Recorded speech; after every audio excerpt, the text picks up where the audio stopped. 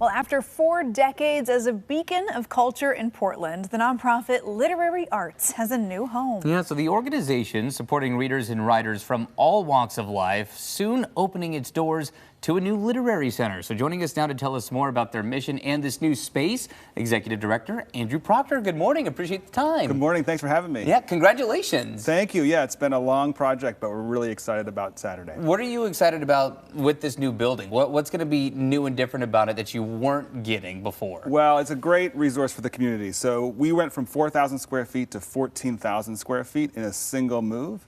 And it adds all this incredible capacity, including a bookstore and a cafe, but also 4 new classrooms, a radio studio, all kinds of resources for our community to come in, to read, to write, to have conversations, to engage, and it's for all ages. Oh my 10,000 gosh. square foot bump. Yeah. Holy cow. Well, and to have so many different things under one roof, I think really speaks to the mission of Literary Arts. If folks are unfamiliar, just kind of give us an overview of what the nonprofit does. It's quite the list. Yeah, it is a list.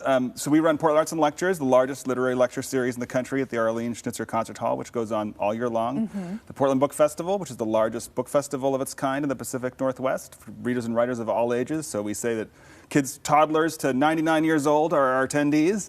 And then we teach writing to 4,000 high school students all across the city and the region each and every year, and run the All-City High School Poetry Slam Championships, the Schnitzer, which is great fun.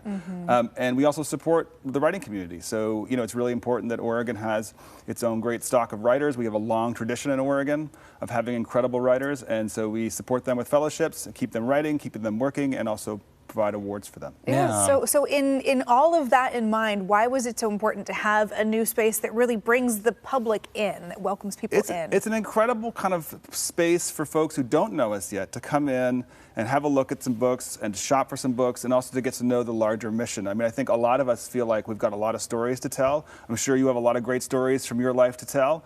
You were just telling stories about video games, in fact, right? Oh, yeah. And we want to welcome you in to help you also tell your story. And so it's a great place for you to come in and approach us and to learn about the organization in a really gentle way. I think that's really great. And this new building is named after Susan Hammer. Yeah. For those that don't know, why name this after Susan Hammer? Well, Susan Hammer was an incredible person, an incredible citizen, and a great friend of mine in our organization. She was a board member at Literary Arts during in 2020 and passed away from cancer. She had 2 or 3 bouts of it, and she was an incredible philanthropist and a very quiet philanthropist, actually. And you've probably heard her name and seen her name around the city. And now that I've said it out loud, you're going to start seeing it more. Sure. A really, really thoughtful, generous person who really cared about the arts and many other causes. And so after she passed away, she left a $3 million gift to the organization, the largest institutional gift we'd ever received. We didn't know it was coming. And that was right in the middle of the pandemic. And it triggered a whole set of relaunched a whole bunch of plans that we had begun to make before the pandemic and then put aside for other concerns, of course, during the pandemic. And she really catalyzed a whole process that turned into something much bigger than we ever imagined we would ever do. That's incredible. Really inspiring person and a really inspiring gift that inspired many other people to participate in the Capitol campaign. Wow. Yeah, That's and cool. I think this is going to be a new space that is really going to be a bright spot for Portland as well. Yeah. Tell us about Saturday real quick if folks want to come check it out. Oh, I hope you'll all come down. Saturday, 10 to 6. Bring your kids, bring your family. There's books for all ages. The bookstore will be open. We'll be cutting a ribbon at about 11:15 in the morning, and we'd love to see you down there and come on in. I love that, just that gathering place for the community to be able to read and write and be creative together.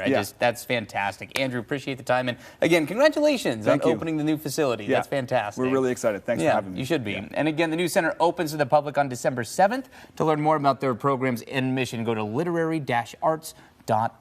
All right, it's 7:30.